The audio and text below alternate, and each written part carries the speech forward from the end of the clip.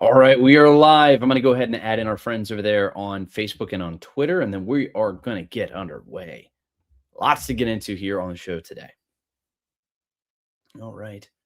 We are live on Twitter, and now we are live on Facebook. Good evening. Welcome in. Happy Tuesday, February 3rd, year of our Lord, 2026.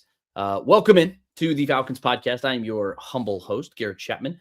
Give me a follow at GChapATL on Twitter. Stay fully up to date on everything that we have coming around over there on Falcons on SI, especially on a day like today. We have a ton of information to get out to you. So make sure to give me a follow there. You see that right there in the caption right here. Big thank you to everybody who's following, jumping along, jumping in, whether you're doing it live or maybe you're coming in after the fact. Either way, make sure to like the video, make sure to share it with your friends, make sure to, just get them in here on this Falcons discussion. But tonight, we got another big show set up for you. Takeaways from Ian Cunningham. He was just introduced as the new Falcons general manager. Plus, we're going to talk a little bit about this evolving coaching staff. I'm going to tell you why I'm actually really excited about this group. And I think that Kevin Stefanski has just continued to hit a couple home runs here for the Falcons moving forward into 2026. But the takeaways from Ian Cunningham, that's going to lead off the show. But as always, I am going to take your questions. If you have anything, if you were live here in the show, make sure to drop those in here. I like to answer as many of those as I can. But if you want to make sure that yours get pushed straight to the front of the line, make sure to hit those super chats. That's the best way to support me, to support this channel, and to make sure your question gets answered. So that's just pretty good stuff. But thank you. Welcome in. Very excited to get underway. Trenton, he hits us up over there on YouTube, says, G-Money, just tapping in to say, let's freaking go, get freaking set. 2026, we back, baby. I know it's unknown, but I got a feeling we will be good. No, great. Well, I love that. I love your optimism there, Trenton. Look, after today's press conference, I came away very impressed with Ian Cunningham. I was thrilled with what I heard from him, and again, I'm going to get into some of that here in just a little bit, but I've come around to Kevin Stefanski. I was a bit lukewarm at first, but the more of these hires keep coming in, I'm going to tell you why a little bit later in the show. I'm in. Now, it's not the question of what the staff looks like. It's not a question about what the front office looks like. That's not really necessarily the stuff that I'm most worried about, I guess, moving into next season, and why I'm not quite as on board with the 2026 success as you might be here, Trenton. But the questions at the quarterback position are pretty substantial. And I think that's something that we have to keep in mind. We have to stay rational about that side of things, because the Falcons are not in a great spot at quarterback. We're not. And it's just not the way that it's going to be. And that was one of the things that I took away here from this press conference today. I guess we'll start there. Matt Ryan was specifically asked about that. And Trenton, thank you for your question or your comment. He was specifically asked about his commitment to Michael Penix, and he was non-committal. And look, I get it. I understand why that's going to be the case. It's a young quarterback who's, not necessarily young in the prototypical sense, but he's going to be 26 by the time next season kicks off, and he's going to have 12 games of starting experience. That's not young anymore. And he's going to be more than halfway through. I guess, check your watch. He's over halfway through his rookie contract, at least his guaranteed rookie contract. We don't know if he's going to take off and get a fifth-year extension to get that pick up his fifth-year option. We don't know if that's going to be the case yet. So the Falcons have a lot of decisions they have to make. I think the big one, obviously, is Kirk Cousins. That one has effectively already been made. He's not going to be an Atlanta Falcon. I can pretty much put that and pin right now, right in Sharpie, more or less, at this point, just because of the way they've restructured his deal. But Michael Penix might get some competition. Matt Ryan was non-committal. Stefanski was non-committal. Of course, he comes back and he praises some of the physical traits that he has and his ability to hit any pass on the field and everything else. But the best ability is availability. And we don't know when he's going to be available. So the Falcons are going to have to find other options. They're going to have to figure out what they can do. And then if they've painted themselves into this corner already before we're just a couple of days into a full regime fully being put together, then you're already putting yourself behind the eight ball.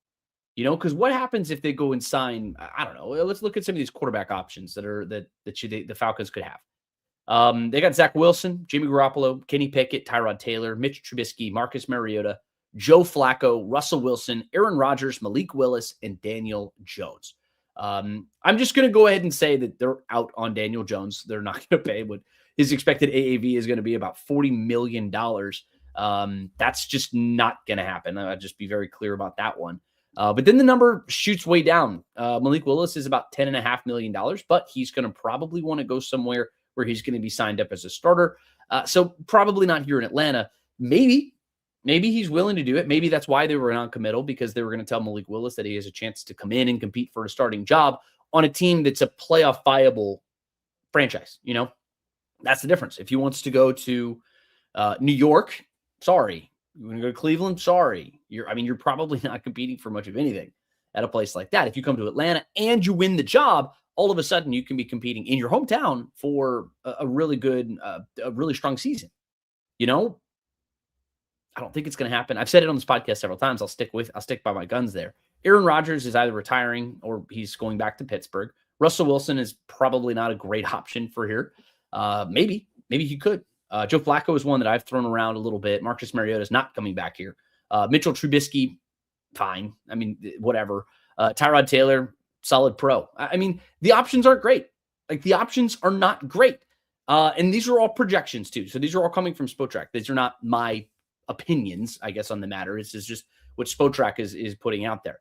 I see someone said, Ashen Rogue says, I'd say Willis asks for 20. He might ask for 20. He's not getting 20. I don't think that's going to be the case.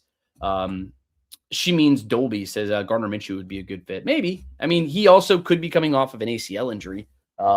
It still remains to be seen just how significant that injury was. We don't know. We don't know that officially yet. Shy Boogie says, hello, Falcons family and friends. Go Falcons. What's up, my man? OMT Studio says, this dream of being confident is starting to feel real.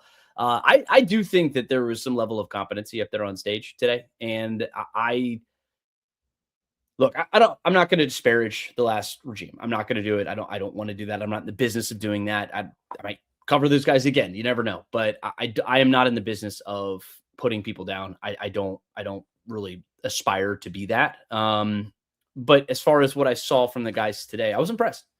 I really was impressed.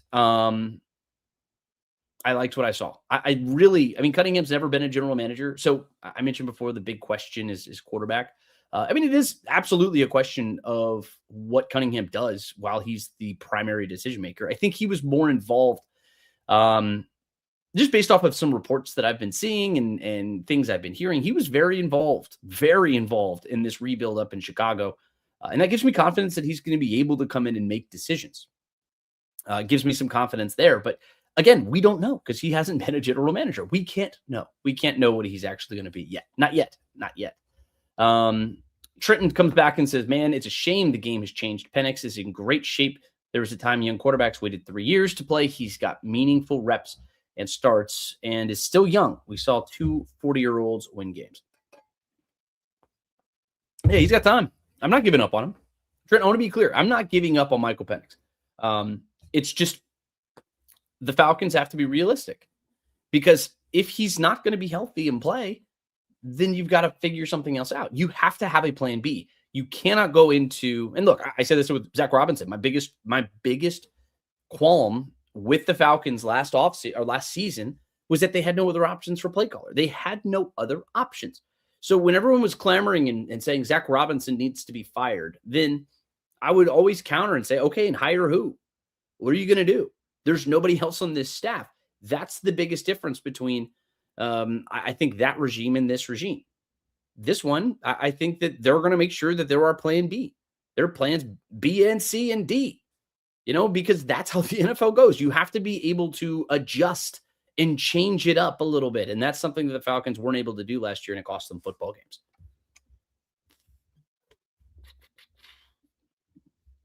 King Fred says, I can't wait to see Penix take off under Kevin. I can't wait. I think it's a great matchup. I really do. And just because he was non-committal doesn't mean it's not going to be a great relationship. I actually do think the pairing of Michael Penix and Kevin Stefanski are fantastic. I love the way that it could potentially be. And all this talk about this going under center versus pistol versus whatever, I think it's a bunch of hogwash just in general. Michael Penix, he plays quarterback in the NFL. He can figure out how to go line up under center and take some snaps. You talk a lot about the comfort level. I went back and read through some of Zach Robinson's quotes and Raheem Morris's quotes and stuff like that. But I never got the feel. I mean, they said it was something with comfort level, and then it goes to Kirk Cousins, and Kirk Cousins dramatically improved, or not improved, but he increased the number of snaps that were under center and stuff like that. But I think a lot of that is a bit of a red herring, just in general. It's just the offense wasn't performing, and that was the anomaly, and that's what people pointed to. And I think that's kind of where everybody just started pointing fingers and went from there. But we'll see. We'll see what actually ends up happening with it. But Michael Penix and Kevin Stefanski, I think, could make for a fantastic pairing. I'm excited to see what that looks like. But you got to have a plan B. You need to have something else that you can point to. And I mean, going up and down this list, like it's not awesome, you know. I mean, maybe you want to get a Kenny Pickett. Not really. Jimmy Garoppolo, still only 34. Zach Wilson's 26. I mean, most of these guys, you either go for the affordable young guy. That's probably what they're going to end up doing. But again, it completely depends. Randy Paynes says, great hire for sure. Ian Cunningham. Yes, tremendous hire. And I want to get back into some of this discussion. And look, I'm going to get back into your comments and everything else, your questions, everything like that. In just a minute, I want to get through some of my thoughts here. But if you have any super chats, anything that you want to drop right straight to the front of the line, that's the best way to make sure that your stuff does get heard. But I'll try to get to as many of these comments as I can. The biggest thing here, though, my big takeaways, I guess. First was, of course, Michael Penix, just being non-committal in general. But it's also a homecoming for Ian Cunningham. He talked about buying his first pair of dress shoes at Freeman's Shoes downtown. How they have a brick at Centennial Olympic Park. About how he was this husky kid dancing in his kitchen doing the Dirty Bird. Watching Jamal Anderson and Bob Whitfield and Chris Chandler and the Atlanta Braves do all the things that they were doing. I mean, he's up the road in Roswell, so he was here for a couple of years. I don't know how long he was actually here, but I would imagine if he was here 95 to 96, 97, maybe he was 10, 11, 12 years old. You know, those are formative years. He says he was a Falcons fan. I'll take him at his word for it. He moves to just outside of Dallas, Texas. So I would assume he had some kind of affinity for the Cowboys in the 90s, you know, but ultimately it is a homecoming, and he's decided he's leaning into it, and I'll take him at his word for it. And, you know, he talked a lot about how he wants to bring some of that energy, some of that fire back to the Falcons organization. And he talked a lot about how this city was just on fire, about how much passion and energy there is. And I love that. Those are all great words. And you talk about winning an opening press conference. I mean, that's a great way to do it. You get fans on board. You just relate to them as best you can, which tells me something good about Ian Cunningham. But then as far as the team goes, I mean, I got something in my eye. Good Lord. Stefanski and Matt Ryan. So you have these press conferences that are a week removed from each other.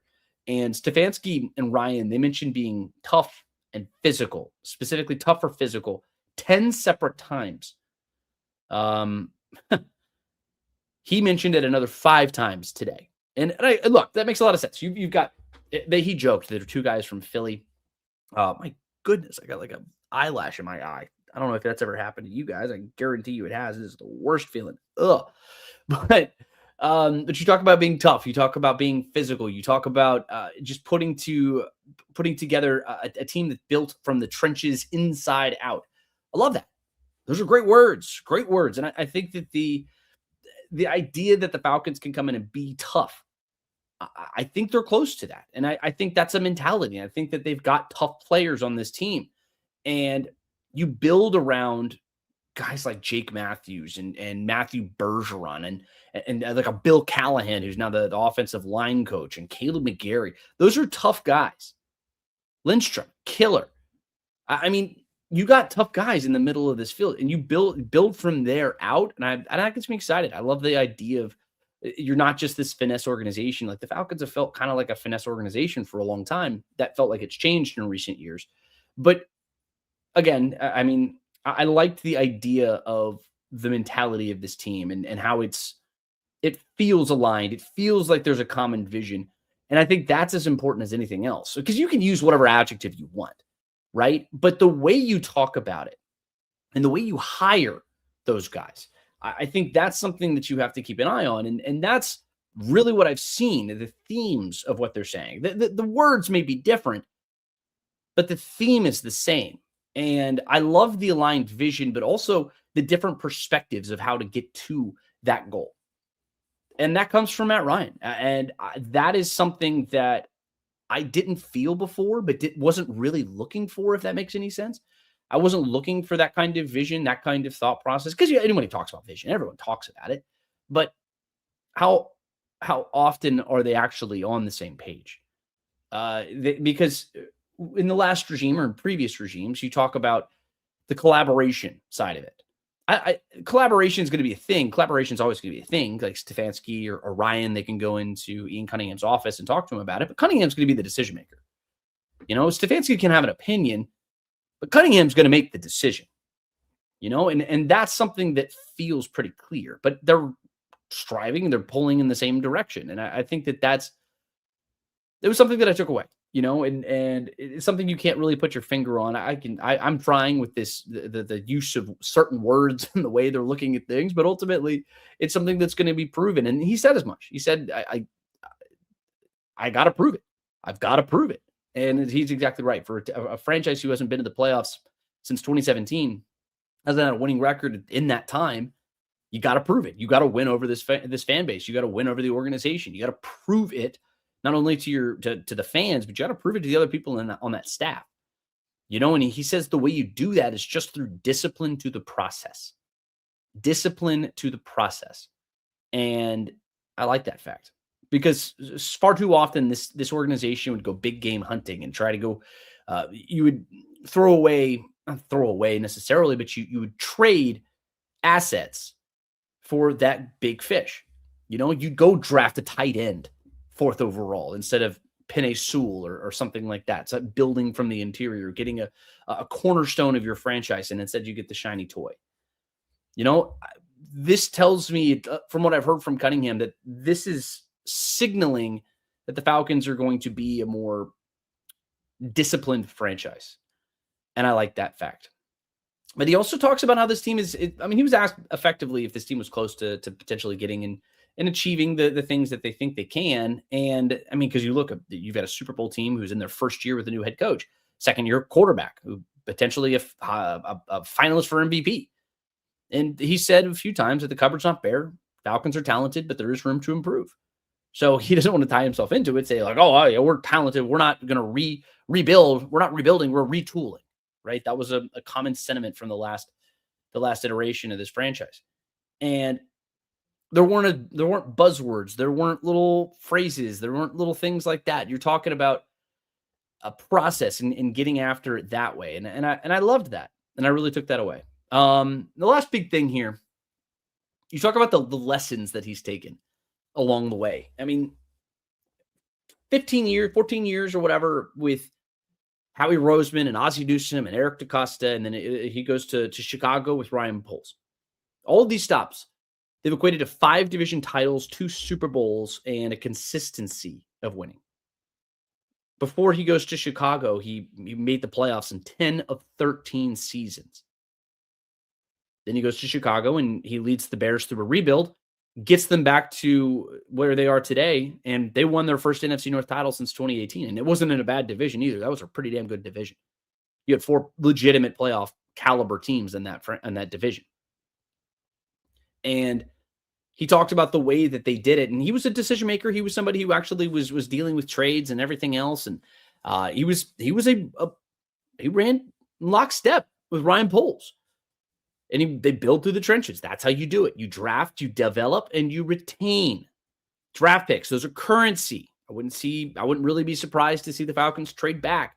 And you talk about the steps along the way. You get a guy who learned draft strategy from Ozzie Newsome and Eric DaCosta in Baltimore. Best player available.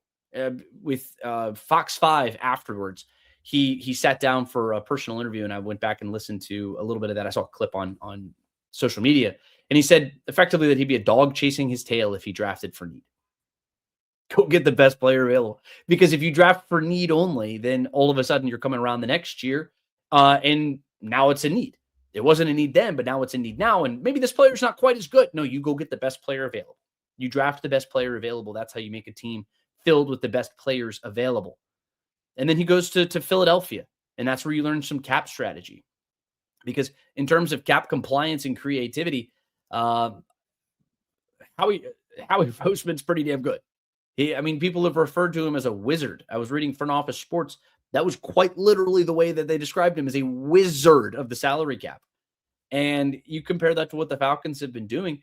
They've been pretty conservative. $20 million in deferred spending this year. I think Jesse Bates was really one of the only big ones in terms of deferred spending. And it can be aggressive. Like, you don't need to go be what the Cleveland Browns have been, because you can see how badly it worked out for them. Just they deferred so much money because they thought they were right there with Deshaun Watson. But the Eagles are also extremely aggressive with this. You don't have to be that aggressive. And Cunningham clearly said that. He doesn't want to, quote, mortgage the future for the now. He wants to avoid some dead money. He wants to be creative with how he attacks the cap. And then you go from draft strategy in Baltimore to cap strategy in Philly to rebuild strategy in Chicago. Turns 5 picks into 10 in year 1. He hits on a lot of these picks, and the Bears are back in the playoffs. That's the general manager. That's it. That's why I'm excited about this guy. That's why I think that this was a great hire. That's why he was the slam dunk hire going back to January 7th, when he was the first and only person that the Falcons requested to speak with. They didn't request anybody else. And that's also has a lot to do with Kevin Stefanski and them realizing that, hey, this guy is the big fish. We need to go get him now. This needs to take priority. And they had no competition. So it happens a little bit slower than maybe they expected or maybe they wanted. But I think they got their guy when it was all said and done. Because you can talk about the relationship between Ryan Poles, and I wanted to ask this too. They didn't have time before the press conference finished up. But you talk about the relationship that already existed between Matt Ryan and Ryan Poles. And Ian Cunningham is that perfect little middleman. Poles is going to tell Matt everything that he knows. They trust each other. They rely on each other. They lean on each other. Poles is going to tell him everything. And it tells me that the Falcons made a slam dunk hire, and I'm thrilled about it. I think it's going to be very interesting to see how it all comes together. But now you got to prove it. And we're not going to know here for a while. It's going to be a minute before we fully understand if this is a slam dunk hire or not. But the next big decision that comes in a couple of weeks, just over 2 weeks, around Valentine's Day ish. That's going to be when the tag deadline comes up. They're going to have up until March 3rd to make that decision. That's the big date you need to know is March 3rd. But then free agency starts March 9th. And that's when you can start doing your negotiations. You can start doing your extensions, stuff like that. What do you do with Caden Ellis? What do you do with Theo Alford? What do you do with Kyle Pitts? Then free agency starts for real on March 11th at 4 o'clock. And that's when it hits the fan, man. That's when it hits the fan, and that's where we're going to figure out a whole hell of a lot about this Falcons team and what they're going to look like moving forward. Then you get to the draft and everything else. So I'm excited, man. I'm excited. I think it's going to be very interesting. All right, I'm going to jump back into some of these comments, some of your other comments of stuff like that. All right, Robert Archer says Terry's downfall was quarterback drafted. You're alluding to Michael Penix here, I'm assuming, but yeah, maybe. You can also talk about Desmond Ridder and some other guys who just did not pan out necessarily. But Michael Penix the jury's still out, man. That guy's not far. He's far from a finished product. Just whether or not he can stay healthy. That's what it all comes down to. Dossier Gaming, it's the get effing set. Yeah, Matt Ryan, the quote of the century. Get freaking set. I love that. Dossier Gaming says, do you see anyone being trade bait for picks, or do you think Ian will just trade back? It's hard to know in terms of their roster evaluation. As far as insider information, no. I mean, it's not. He's been around the team for 3 days. He was asked a couple of times about how he evaluates things and how he looks at certain players, and he said basically the same thing every time we asked him, and then it just never got brought up again because he said the same thing every time. He's only been there for 3 days. It's he's still trying to figure out where things are. It's like all this other stuff, and he's just trying not to say anything that he doesn't need to say. I'm sure once the NFL the draft the combine comes around, then I'm assuming we'll have a chance to talk to him then, or maybe we'll hear something from him, and at that point, maybe he'll have a better answer for people. But as far as trading players, I mean, maybe I don't know. I don't know yet. I mean, who are you going to trade? And it also depends on what kind of timeline they see this team having. I don't know necessarily how many players you would have that are going to fetch you something that's big time. I mean, unless you're trying to trade Bijan Robinson or something, or Drake London for the final year of his deal, which, again, I don't know if you're going to do that. It's just the way the NFL works, or doesn't work, really. You don't see people trade players for picks all that often. I mean, it happens. It happens, of course, but I mean, shoot, we just saw it with Sauce Gardner. Quentin Williams, I mean, guys like that. I mean, you see it happen. But no, I do think that he will trade back. It would not be all that surprising because the value is not going to change all that much from where the Falcons are picking in the second round to where they'd pick a little bit later on in the second round. It's not going to trade all that much or change all that much. And they need assets, man. They need depth on this team so badly because as well as Terry Fontenot did last year in the draft, Falcons still struggled with depth. They really struggled with depth. And you saw that when you had some offensive line injuries. You saw that in the secondary when some injuries hit you there. You saw that specifically at linebacker when you had to lean on J.D. Bertrand. I think you just kind of got screwed with Troy Anderson and you didn't really have any other options, So I do think that the Falcons are going to be trade back candidates. That's going to make a lot of sense. But you also need cheap, affordable deals, because you're not going to be able to pay everybody if you're going out and making big acquisitions in free agency. I've been putting out all these articles about free agents, and we'll talk about that here coming up here soon. Now that we have a general manager, we have a head coach, we know Matt Ryan's here. Now we can actually start looking at some off-season discussion topics, but free agency, of course, being one of the big ones. But you don't, if you have to draft well, you have to draft well. That's what the Steelers do so well. That's what the Ravens do so well. That's what these top organizations do. The Patriots have drafted well. That's been the big thing for them. The Rams have drafted really well. That's why they jumped right back into this. You talk about the Seahawks. They've drafted really well. I mean, you have to flesh it out and go get some good guys in free agency. But again, that's all going to be stuff that's going to evolve, and all this stuff is going to just continue to build. And we'll see how he actually does it. He talked about drafting and retaining talent. That was a big theme there for Ian Cunningham. But until we actually see him do it, remains to be seen. Trenton comes back and says, I love the continuity across the board from blank down. I think that will produce more than some high-profile coordinators. Everyone having the same vision of what we want to accomplish. #identity. #identity. Yeah, I like that. And I think that was a theme. And whether or not they were intentional about that, I bet they were. Because that was something, clarity and all of the other things that they learned from ZRG, who was that third party that came in and kind of evaluated the organization. Thank you for the comment there. Lack of clarity was a big one. That was a big one. And that's something that I think that this new regime is really taking on the next step and trying to build that. And maybe they got coached up. Maybe they got some talking points. I don't know. But it seemed like they were on the same page. Dossier Gaming comes back and says, Ian saying how you don't trade the future for now felt like a slight dig to Terry. It was not a slight dig to Terry. I didn't take it that way, at least. Maybe if you did, I see what you're saying. But look, the Falcons thought they were in position to win big last year. They did. That's what they thought, because that's the only reason you make a trade like that. You go make a big time trade because you really feel like you're ready to go. And ultimately you weren't, because you leveraged too much the quarterback position, and the way that was handled was less than ideal. I still think that, I said this on the podcast, if Kirk Cousins, and look, and I say this, this doesn't mean I'm off the bandwagon with Michael Penix, But there should have been a quarterback competition last summer, because if Kirk Cousins, because that makes Michael better, it makes Kirk better, it makes this team better, but they wanted some unity and they wanted this team to be all aboard on the Penix train. And maybe there was some slight resentment towards Kirk. I don't know. I don't know how that was, but it was a mistake in hindsight that there wasn't a quarterback competition last summer. Because if you had Kirk Cousins playing down the stretch in the early parts of the season and then again down the stretch, I'd say that team probably is in the playoffs. It's not a dig at Michael Penix. It's not at all what it's intended to be.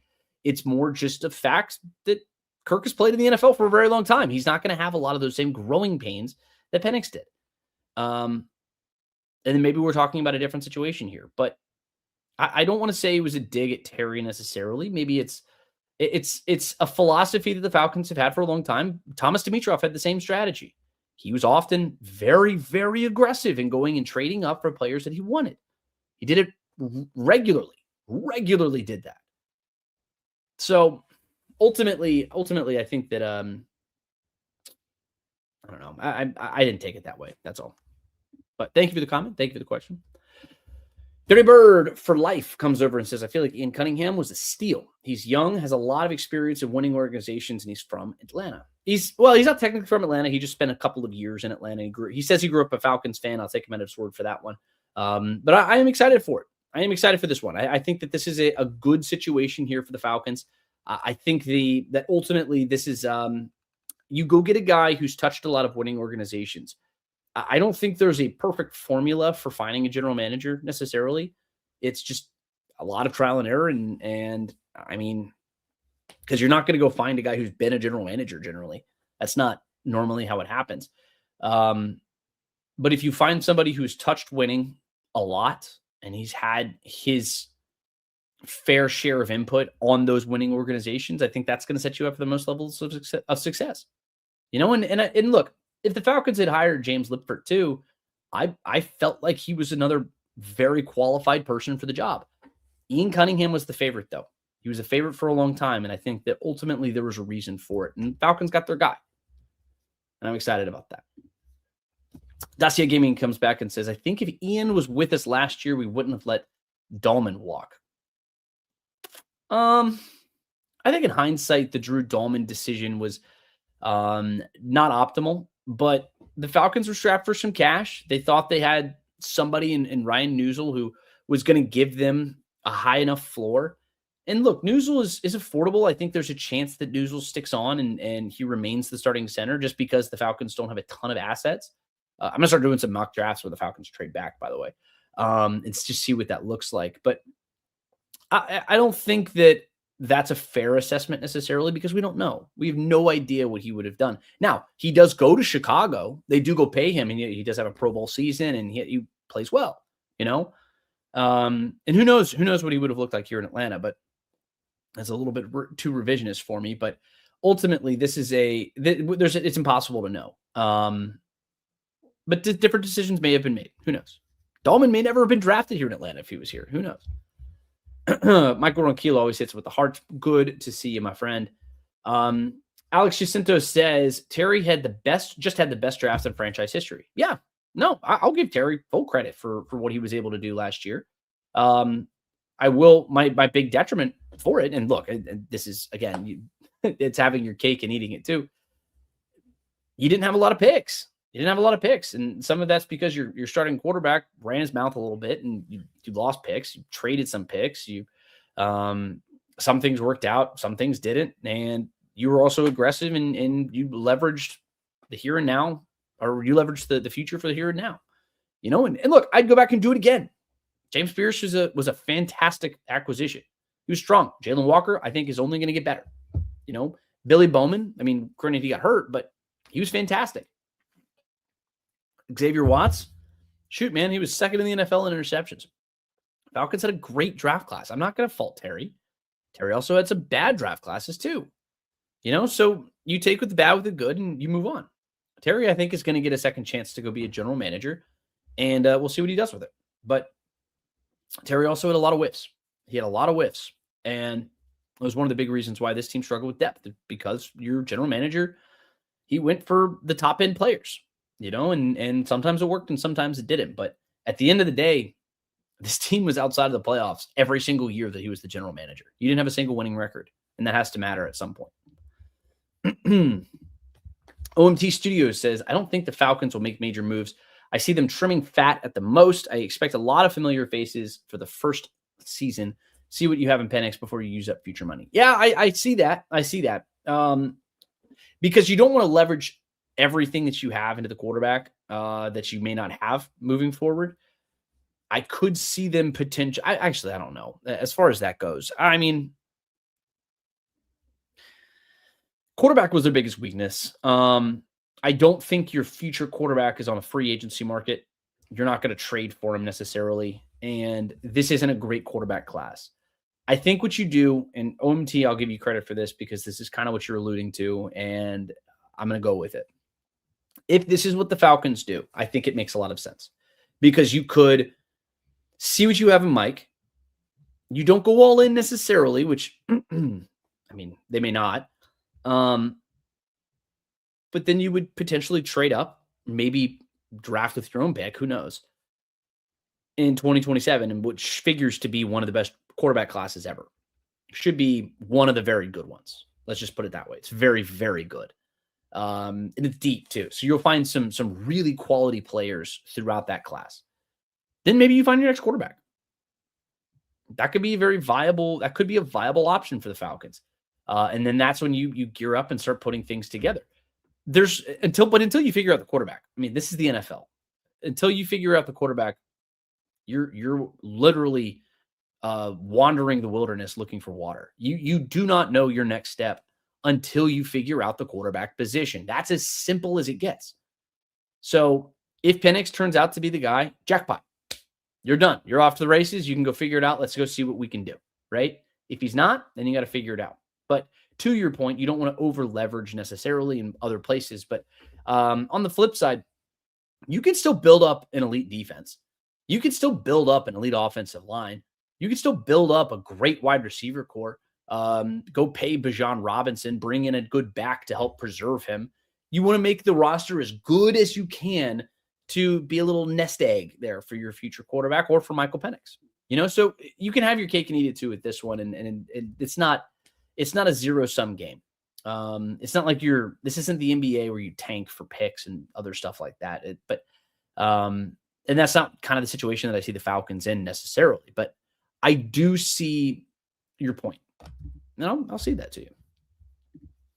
Tanner Jones 1230 says, how long until he starts actually making moves? Well, the soonest he can make some moves, franchise tag, that's the next thing he can do. And he's got one of those. He could potentially franchise tag, like, I don't know, Caden Ellis. I don't think that's going to be the case, but you could franchise tag Kyle Pitts if you wanted to, but that's the biggest thing. Transition tags, you can do tenders and stuff like that. First, second, right of first refusal, all that other stuff. All of that can start being done here in a couple of weeks, middle of February, and then we'll see him down there at the NFL Combine, and that's the biggest thing. But the money moves, those will be coming in March potentially. Michael Baxter says, good evening, Garrett, and everyone over at Falcons on SI. Good evening, Mr. Baxter. Good to see you, as always. Let's see. Bashrupak. Sorry about that. It says, we still will not win the same dog and pony show 2 years from now, back to the drawing board. That's a bummer. I hope you're wrong. No, I mean, who knows? We don't know. Give this guy a chance. We'll see what he can do. Halsey says 2025 draft was not better in year one than the 2016 draft. Yeah, sure. It's a hard comparison to make. I mean, that 2016 defense, that team in 2016, I mean, Deion Jones and Grady Jarrett was 2015, but Keanu Neal was in that class. You had some really good players, but one of the reasons why, Halsey, that class was so good is because Matt Ryan was your starting quarterback, and Julio Jones, Mohamed Sanu, and Kyle Shanahan was calling plays, and Taylor Gabriel was there, and Devonta Freeman, and all these other guys, Tevin Coleman. Your offense was scoring 33 freaking points a game. It makes your defense, your pass rush, pretty effective. when teams are desperately dropping back and trying to throw the ball. That helps a lot. You know, I mean, that's the thing. It's not a zero-sum type of situation. So 2025, you had a defense that was, I mean, you had a guy who was second in the NFL in picks. You had the rookie who led the NFL in sacks. I'd say that was pretty damn close. You know, the 2016 team, I mean, they helped them lead the Falcons to a Super Bowl. But again, thief is the comparison is the thief of joy. Is that what they say? Both of those classes were pretty damn good. Let's hope the 2025 class is a little bit more staying power, though. Dacia Gaming says, I absolutely would do it again. Watts with Pierce for that trade is worth it considering what's in this draft class. Yeah. No, look, I mean, look, we don't know what's in this draft class yet. I'm still in the early phases of kind of doing deep dives and looking in at this group, but again, it's impossible to know what's in each draft class. I know people have said there's a generational quarterback here, and then this guy's a can't miss prospect, and whatever, and sometimes they're great, sometimes they're not. Time will tell. Time will tell. But we can do our best. We can look into it. My early thoughts are there are some really damn good players in this draft class. You look at like a Mekhi Lemon, you look at Carnell Tate, look at the wide receiver position in particular. There are some killers in this class. And I think we're going to look back at this and say, wow, this is a pretty damn good class. And you talk about Caleb Downs and guys like that. Not that the Falcons need a safety, but whew, that dude's a killer. Baby Driver says, I expect a revamped offensive line and better receiver corps. Well, they don't necessarily need a revamped offensive line. They need a refurbished one, potentially.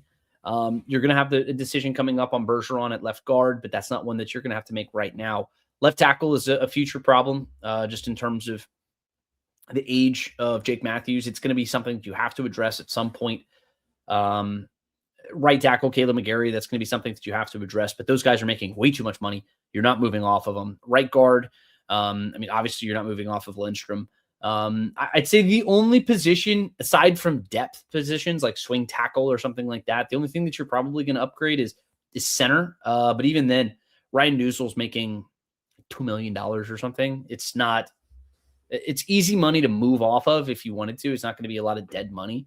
So if you wanted to go get it in the draft and Jake Slaughter or something like that, I think that'd be a very interesting option. He's one that you can get potentially in the second, third-ish round, maybe a day 2 pick, but depends.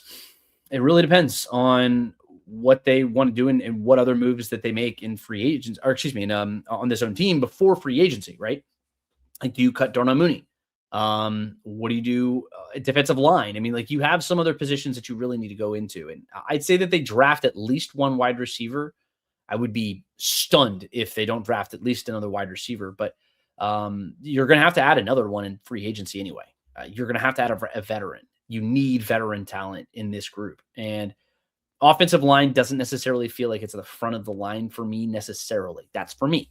I would like to see some, but that's not the top of the list right now. That's not the thing. When you have 5 draft picks coming up, I don't see left tackle necessarily being a priority for them right now. I can see that changing, just not right now. Baby Driver continues and says, I also expect them to sign Tyler and sign Caden. Caden Ellis, I do expect them to re-sign just because you've got Ulbrich, you've got this familiar system. He had a great year.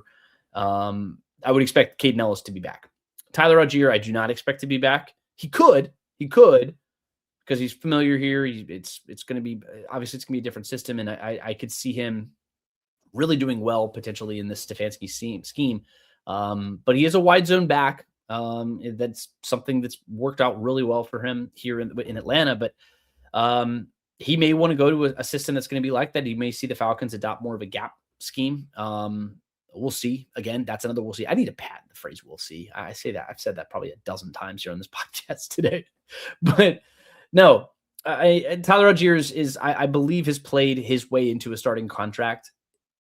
It's just he's got some competition on the open market. If I just say he goes to New Orleans, I think he'd be great. New Orleans with Kellen Moore. I think he'd be great potentially in Dallas. Javonte Williams, he only signed a 1-year deal. Algier might command a little bit less, and I think that could be a really good option for him there. Maybe he goes wherever Arthur Smith goes. He's going to be an open. Well, actually, no. Arthur Smith just went to Ohio State. Shoot, never mind. He's not going back to college. This isn't the Alabama Crimson Tide basketball team. So I expect Tyler's going to go get starting money. Is the only point I'm trying to make. It's just I just don't expect it to be here because he's going to. But if he comes back, $7-8 million, I think you could potentially get him for. That's my expectation. But I think he wants to be a starter. I think he wants to give himself that opportunity. Trenton Houston says, yes, Terry did good this year, but we didn't have a backup, not from the practice squad at wide receiver, tackle, linebacker, corner, defensive tackle, even at center. We would not have a plan B. That's a big fat F for Terry. Yeah, that's my biggest point here, Trenton. That is my number one point is he did well at certain positions, drafting at the top end. The starters that he was able to get at some positions, he was great, but he had a lot of whiffs too, man, especially in those early years. You're talking about, we forget about Richie Grant. We forget about Troy Anderson, who's now officially going to be moving on. Like Arnold Ebiketie didn't really necessarily put everything together here. He showed some flashes, but struggled with injuries and consistency. And then he lost playing time. Those are all second round picks. And none of them are going to be signing second contracts with the Falcons. That's not good. It's not good. And it crushes your depth. And when you're not getting contributions from Braylon Trice, and again, Trice is injury related. It's not necessarily fair to blame Terry for that, but you drafted the guy. So it's going to come back to the general manager. But you have a lot of those. There are a lot of those, far too many of them. And one of the reasons why this team did not make the playoffs, despite having good play most places. You had a defense that played pretty well, but when you lose Divine Diablo, this team fell apart. The defense went, you went 0-5 in the games that Diablo didn't play a full game. 0-5. It's a pretty bad indictment on the depth of your defense. Baby Driver comes back and says, it seems like they would keep Kyle Pitts, but because Stefanski knows how to use him, but you could get valuable picks for him. I think you would get a compensatory pick for Kyle Pitts. I believe that would be the case, but I love Stefanski and Kyle Pitts and the fit that you would have there. I worry about the price tag. It could get up there into, if you're going to get him for $9 million, $10 million, maybe, I think then at that point you can consider keeping it. But if you're talking about $15 million plus, then I struggle to see it. I just don't think that the Falcons are going to want to do it. And if you franchise tag him, I think the most recent number that I saw from Spotrac was $16 million. Oh boy. It's just because you got to keep in mind that Drake London's going to be on this contract. You're going to have to pay him. You're going to have to pay Bijan Robinson. Yeah, a lot of guys, and that's like one of those reasons why I just don't see them signing Tyler Algier, because if you sign Tyler Algier for $8 million, then you're definitely not signing Kyle Pitts. That's just the way it goes. We got a super chat. I'm always going to jump straight to super chats. Big thank you to CBRN10 over there on YouTube. Says, I know it's early, but I think Ian is way more the real deal than Terry. What do you think? I do. I'm actually a big fan of the hire. And less about Terry and more about Ian. I think he's touched a lot of winning organizations. I think he has been very involved in every facet of an organization. You talk about the levels of these things. He goes to Baltimore. He learns from the best, probably one of the best drafters that the NFL's had over the last 25 years in Ozzie Newsome, right? That's step one. Then you go to step two and you go to Howie Roseman. You talk about the best guy with the cap, the guy as far as the rules don't apply to Howie, right? And then he goes and rebuilds the team and turns them back into a bona fide playoff contender and NFC North champion for the first time since 2018. 1, 2, 3. It's all of them. It's all of them. And I think that is impactful. And you talk about Ian Cunningham coming in here and being impactful. I think that's why I'm excited about that. But big thank you for the super chat. Really appreciate you. I'm going to jump back in. I'm going to take a couple more comments. Voice is running a little dry today. I'm trying to get back to where I was here. But yeah, big thank you for the super chat there. Halsey says, a year ago, 2026 was supposed to be the arch sweepstakes. Yeah, these things change constantly. They constantly change. We don't. I mean, our sweepstakes are going to be 2027 now. So again, you may have some major risers. I mean, you've got a great what we presume is going to be a great quarterback class. To your point, Halsey, it presumably is going to be pretty deep, and you got some dudes. You got some serious dudes in that class, and I think you're going to have several quarterback options that you can look into and potentially use, and a lot of different types of quarterbacks too. This year's class is a little weak. I mean, Fernando Mendoza is fine; he's a good player. But you're going to start seeing some comments about him, and he's going to dwindle down, and they're going to figure something else out. Whatever, they're going to keep you hooked here for the next couple of months. But he's not Trevor Lawrence. Like, he's not Peyton Manning. He's not Andrew Luck. He's not a guy like that. That's really the only thing I'm saying, because those guys were number one. Matthew Stafford was the number one pick, and he was the number one pick for the entire cycle. That's not what Fernando Mendoza is. He will be the number one pick probably for this entire cycle, barring some change or some evaluation, some medical. Impossible to know that, but I don't see that happening.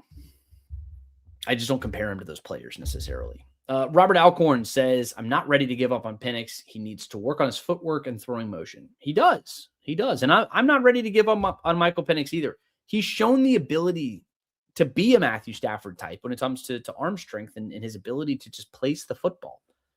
He's also wildly inconsistent at times, and his accuracy has struggled. And a lot of that comes back to his footwork. And sometimes his reads have been not great, and sometimes, look, there are a lot of different things for it. He drifts a bit. Sometimes if his first read isn't open, which far too often it wasn't open, he would drift around, and then he would potentially move into pressure, or maybe he needs to step up in the pocket. Like, there are things that young quarterbacks have to deal with, and that stuff happens. It's called they're growing pains. You have to learn how to do it and figure that kind of thing out for yourself. My only thing, I don't question his talent. I don't question his ability to play the position. I only question his ability to stay healthy, because this league will kick your ass. It'll spit you out. If you let it. And I get concerned that he can't stay healthy. And you talk about the great talents in the league, in all sports. You can look at any sport. There are some immensely talented players who never fully recognize their potential because they couldn't stay healthy. I'm not saying that's what it's going to be, but shoot, man, he's had 5 season-ending injuries. 5. 3 of them have been on his knees. Got to play a full season. And that's why this 2026 season is paramount for him. He has to have a strong performance, but I'm not giving up on him. Not yet. Baby Driver says that Jennings guy is the offensive line to get, but he will probably go first round. Yeah, probably. I think so. Robert comes back and says Stefanski is a better coach than Morris. We'll see. I think he is too. Says hi. Those are a lot of M's, man. Says, what are you talking about? Talking about the Atlanta Falcons. Ian Cunningham. Talking about the new generation of the Atlanta Falcons. Welcome to the show. OMT Studio says, at least Penix isn't Josh Rosen. Yeah, thank God. Robert comes back and says, Falcons have to draft a space-eating defensive tackle. I love the idea of getting a space eater, man. There are some really good ones in free agency. That's a position that I think that the Falcons should absolutely go spend some money on in free agency. Go get a veteran. Go get a veteran space eater, somebody you can just drop in the middle and just go. Because you got some great talent there with Rukororo, and you talk about Brandon Dorless. Those two are great. Look at one. Zach Harrison's one, the defensive end, but he's a big dog, and he's going to play in that little outside spot, but that 3 tech. But I'd say that you go spend some money in free agency, go get that guy there. That's what I would do right now. But I do think that drafting somebody else on the defensive line would be wise.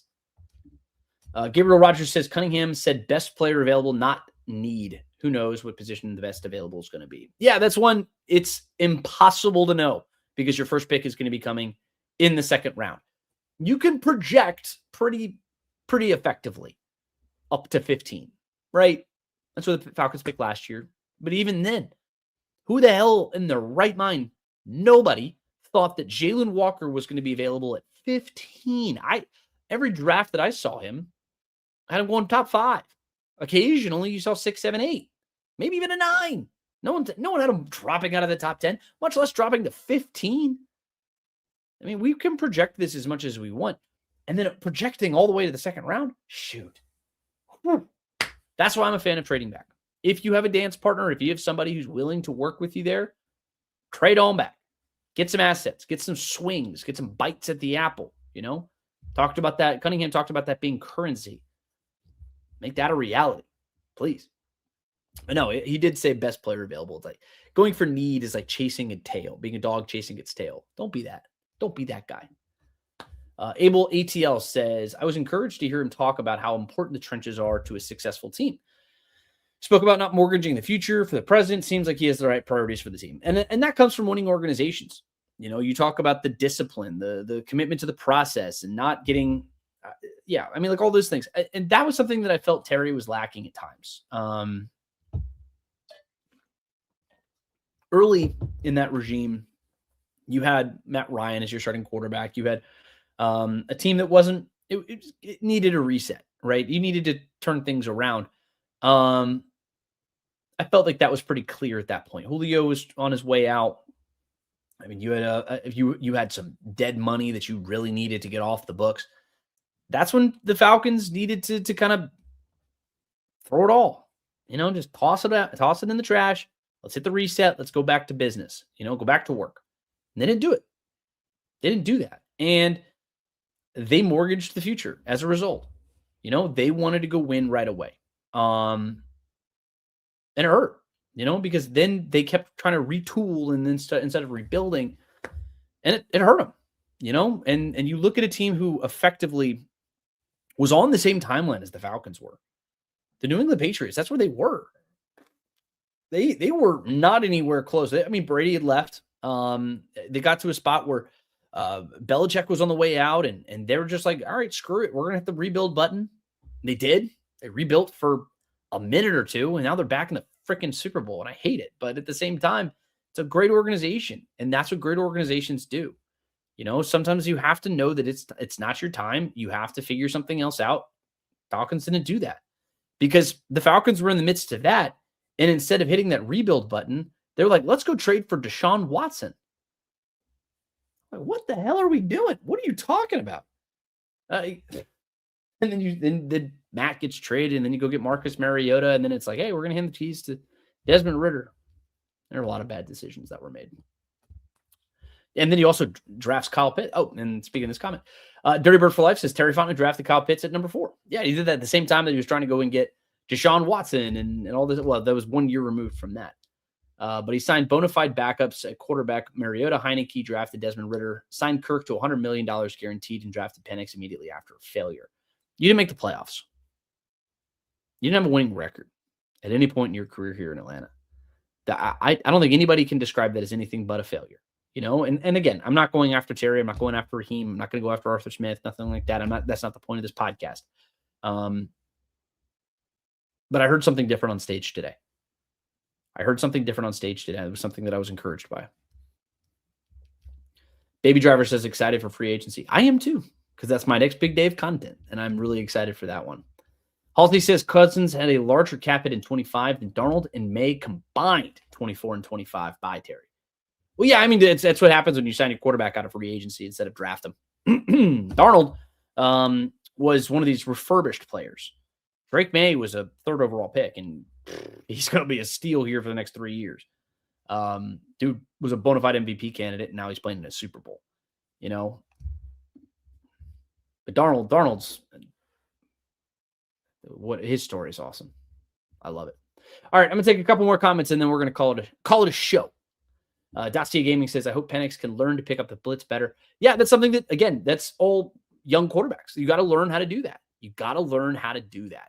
That's going to be an important thing. And guys, I also see reminder. I see we got 100 plus people or so here in the pod today.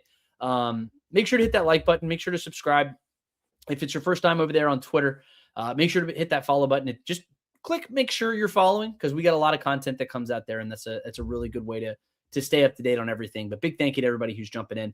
If you're on YouTube or if you're on Facebook, make sure to, which we got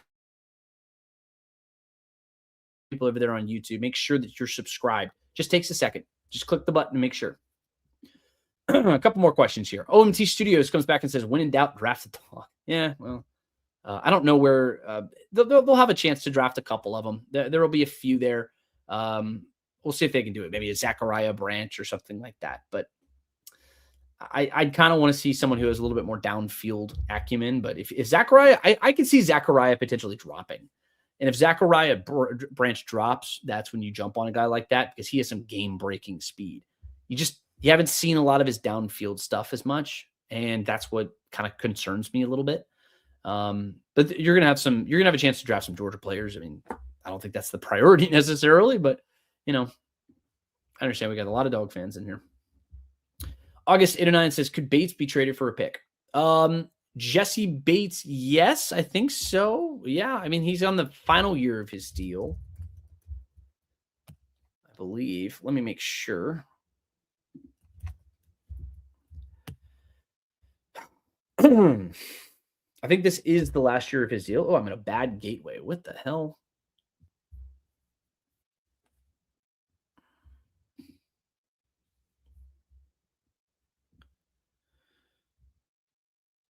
All right, yeah. So 2026 is the final year of his deal. Theoretically, yes. If you did do that, I mean, he's got a pretty large number. So if you trade him with a post June 1, you would get $14 million in cap savings, and your dead money would be 10.75. But that's one of your voided contracts, right? So I talked a little bit earlier in the show about Howie Roseman and how they were going to have void years and stuff like that. Jesse Bates is one of the only guys on this team who has those void years. So you have some of those that have been kicked back. So you're going to be paying for him regardless. But if you traded him pre-June 1, your cap savings go down to 6.5 million, and you have a lot more dead money. So you'd have 18.2 in dead money. So it doesn't make a ton of sense necessarily to trade Jesse Bates. It's going to be pretty expensive, and he's just, pretty damn good. He's coming off of another all-pro season. I don't necessarily see that being the case just because the money is not going to be great for you. Because you're paying him. His cap number right now is 24.7. So it doesn't make a lot of sense to cut him, or not to cut him, to trade him. But good question. It's an interesting question. I know that some people have thought about it. Just depends on what capital you get. Like if you're going to get a second round pick, which I don't think anybody's hitting a first or second round pick for Jesse Bates necessarily, but if you get that, then I think you'd have to at least consider it. But I just don't think that you're necessarily going to do that. Also, he says if you go after Arthur Smith, your FedEx packages won't arrive. Well, I'm a UPS guy, so this is Atlanta. Come on now. Avian Terrell. Avian Terrell, of course, the brother of AJ Terrell, plays for the Clemson Tigers. If he drops to the second round, then I'd say, which again, you have that profile picture, man. I've seen you, Mr. Copeland, again. I don't know if I can show that profile picture whenever he makes a comment. But Avian Terrell, I think he would make some sense only if he drops in the second round. I mean, again, you're not trading back up into the first round if you're the Falcons.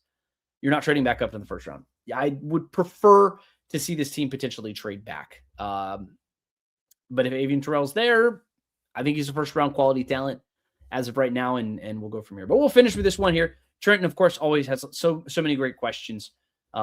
Says a good question for you, G Money. Do you know when the Falcons will hold another press conference? It's going to be a minute. I know I'm going to have a small break here from press conferences. I've been sitting in so many of these damn press conferences, Trenton. I've had 4 in the last month, which is a lot. That's a lot of press conferences, especially when they're all like an hour long. These aren't short ones like I do during the regular season. So we're going to have, gratefully, I'm going to have a bit of a break, a reprieve there from those. But you're going to hear from, probably the next time we hear anything from him is going to be the NFL Combine, the scouting combine in Indianapolis. That's the soonest I would say that you speak to anybody.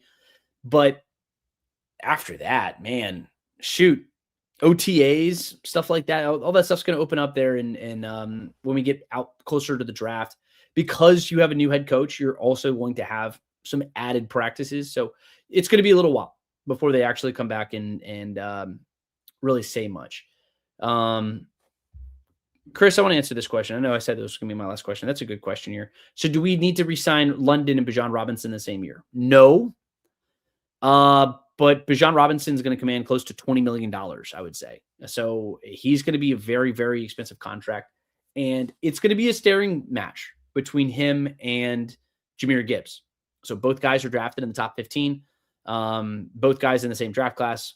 Both have their fifth-year deal that's been picked up. The fifth year of their deal, the rookie contract that's been picked up. Drake London's going to command somewhere in the range of $30 million. B is going to carry somewhere around 20. They're going to be very highly paid people. And I would not be all that surprised if Bijan Robinson's number continues to go up, especially if he comes out and has a season like he did last year. Shoot, man, you may be wise to try and get ahead of it, because the difference when a Bijan Robinson and maybe Christian McCaffrey even, Saquon Barkley, a lot of those guys, a lot more of their production comes on the ground. Bijan, a lot of his production has come in the receiving game. So he doesn't, he's still electric on the ground. He still takes the ball 15 to 20 times a game, but he's also going to add in a couple more catches than those guys, So it would tell me that it'll tell me that his longevity might be there. Because he plays a little bit more of like that slot receiver and he bounces around a good bit. So Drake is going to be a free agent next offseason. Drake London is the priority right now. That's what I'm trying to tell you, Chris. Very kind of long-winded here. I've been talking for 70 minutes. But Chris, Bijan Robinson is not necessarily the priority right now. You would pay Bijan if you think that his number is going to go up. You would pay Bijan now if you think that he's going to be here anyway, and then you're trying to get ahead of something. He's resetting the market, whatever it is. So, Halsey, I see you said, Gibbs ain't Bijan. Maybe I'm biased. You're right. I think Bijan Robinson is the best running back in the NFL. Bijan Robinson will set the market, whatever it is. However, if Bijan signs first, Gibbs will set the market. Whichever one signs first is going to be the lesser paid. Just the way it is. It's the same thing with Trey McBride signing for like $1 more or whatever to the tight end market. These guys, it matters a lot to some of them. Maybe Bijan doesn't want to take that gigantic money. I don't think that's going to be the case. I think he's going to get paid. Especially at a running back where you're not going to command 50 million, 40 million, whatever it is. But Drake is a priority to re-sign. That's what I'm trying to say. Drake needs to be re-signed this offseason. He needs to be extended this offseason. But Bijan is one that I think could potentially wait till next year because you still have him on the 5th-year deal if you don't go and get a deal done. All right. That's fun. I really appreciate you guys. And great questions. I had this whole second part of the show that I was going to do, but y'all's questions were fantastic. And Ian Cunningham, obviously, it takes the cake, and that's going to be the important thing. So when we do our show on Thursday, make sure to tune in for this one. We've got a potential reunion here for Jeff Ulbrich on the defense. We've got a lot of offensive experience. This offensive staff is fantastic. You got to wait till Thursday to find out why. I will tell you all about it. So make sure to set a reminder on your phone to tune into the podcast Thursday night, 6 o'clock. 6 o'clock, not 8 o'clock. I don't want to say 8 o'clock. Probably because I'm looking at the time now. But no, tune in at 6 o'clock. We do this every Tuesday and Thursday. So big thank you to all of you guys. Big thank you to the hundreds of people who've jumped into this podcast, whether you're on Twitter, whether you're on Facebook, whether you're on YouTube, no matter where. I can't do this without you guys, without the support from y'all. So thank you for doing it. Thank you for being here. And thank you for continuing to support the Falcons podcast with Garrett Chapman. And until next time, go Falcons.